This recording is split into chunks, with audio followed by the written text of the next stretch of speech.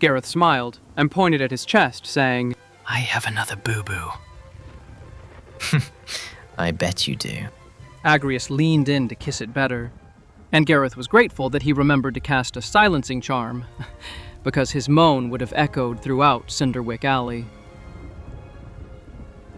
Gareth propped himself up on his elbows so he could watch. Part of him wanted to lie back and close his eyes and let himself believe that it was anyone other than Agrius Malfoy making him feel so good.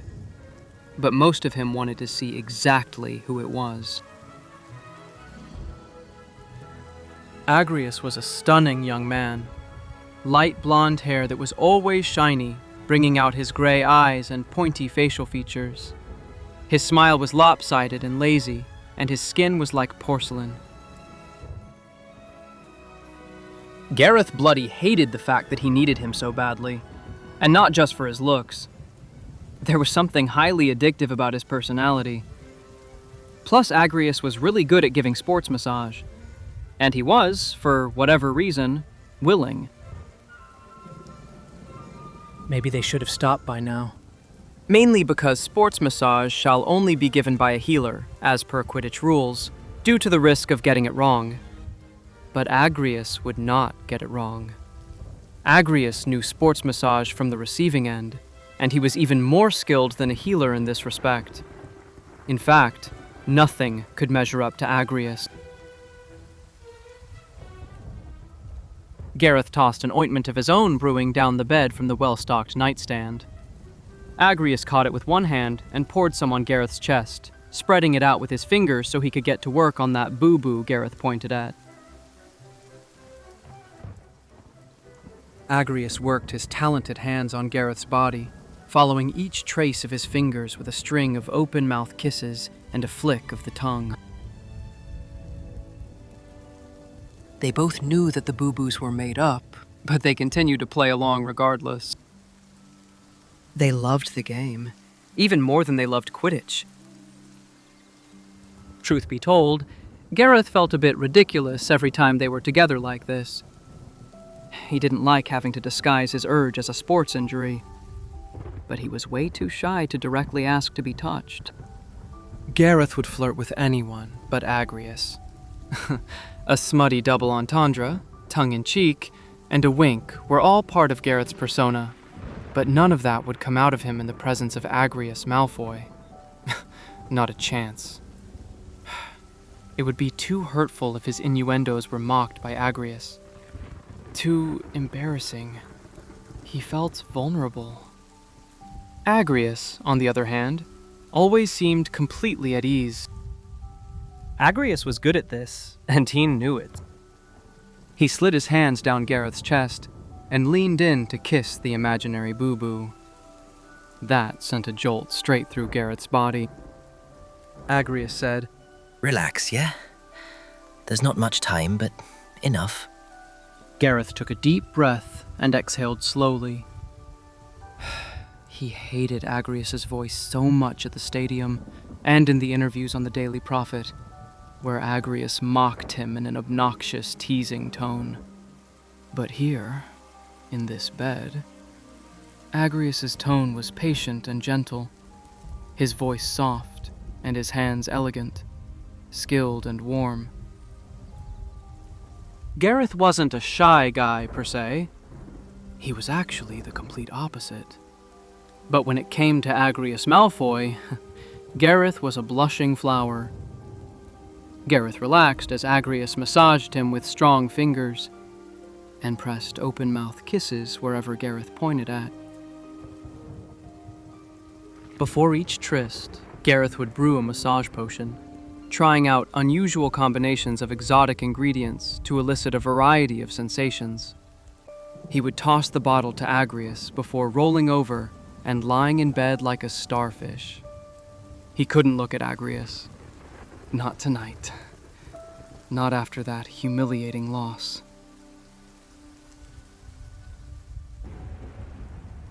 Agrius seemed to understand. He massaged Gareth carefully, not handling him roughly like he had many times in the past. This was slow and considerate. Gareth felt elegant hands on his waist, holding him steady as Agrius left a trail of kisses from one imaginary boo-boo to the next. Gareth even felt Agrius's thumbs brush gently over his lower back. There. This is what you wanted, yes? Yes. Gareth said, because it was. It was what Gareth always wanted. Agrius started to move his hands towards Gareth's cheeks, and Gareth cried out. It never took long for Gareth to just give in and start moaning and gasping and asking for more. Want to know what I think? Asked Agrius in a playful tone. I think you love me. Gareth responded by blushing bright red. He just couldn't deny it. Agrius took this as an invitation and massaged Gareth's cheeks hard with one hand, pinning him down to the mattress with the other. Agrius kept praising his own moves out loud, and Gareth was only encouraging him with each moan. Gareth felt safe, respected, and adored in Agrius's hands, so he let himself go. He cried out with every stroke and said Agrius's name a bunch of times. When Agrius positioned himself in between Gareth's legs for better access, Gareth became desperate for a kiss and started pointing at imaginary boo-boos below the waist. This was the point where he was always reminded why he couldn't give this up. It was too good. You got so many boo-boos tonight, Weasley. Did you fall off your broom? Agrius chuckled. Gareth knew he was asking for a lot. He needed a lot tonight. And Agrius kissed him a lot. Gareth punched the mattress and swore loudly and started bucking back against Agrius. Agrius picked up speed behind him, kissing hard, relentlessly. Just as it was becoming too much for Gareth, Agrius stilled and cried out and fell on top of him, hugging him from behind. Please stay like this for a bit, said Gareth. I don't want to be anywhere else. Not now. Not ever. Muttered Agrius behind Gareth's ear. Can't blame you. I'm one of the under-20s to watch, according to Witch Weekly. Gareth joked. He wouldn't know how else to react. That was 6 years ago. You're getting older, Weasley. Agrius said. We're the same age, Agrius. Gareth told him. I wear it better. Agrius winked. I still got my rosy cheeks and my freckles. Gareth pulled off a flirty smile. That magazine is utter rubbish anyway. Agrius said. They put a tiny photo of me on page 5, whereas they put you on the cover. Page 5? It does seem generous. Joked Gareth. Agrius turned Gareth over, pinning him to the mattress. Gareth looked up at him, laughing. I have to go. Agrius said, and he sounded like he truly regretted it. Shower first, though. Your massage oil can be smelled a mile away. Agrius laughed. Gareth mustered the courage to say, Would you scrub it off my back? There's a spot I cannot reach.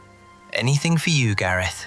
Said Agrius and got in the shower, followed by Gareth. They showered together, and Gareth pointed at spots that weren't that unreachable for Agrius to scrub. Agrius was happy to oblige. His elegant hands traveled to those spots and scrubbed them under the refreshing rainfall shower. Their eyes met, and Agrius suggestively raised his eyebrows, now scrubbing himself. Gareth immediately closed his eyes and felt his cheeks flush. He had learned to come to terms with the fact that he loved Agrius's massages so very much, that he reveled in feeling Agrius in between his legs, but he wasn't sure he was ready for whatever Agrius was suggesting.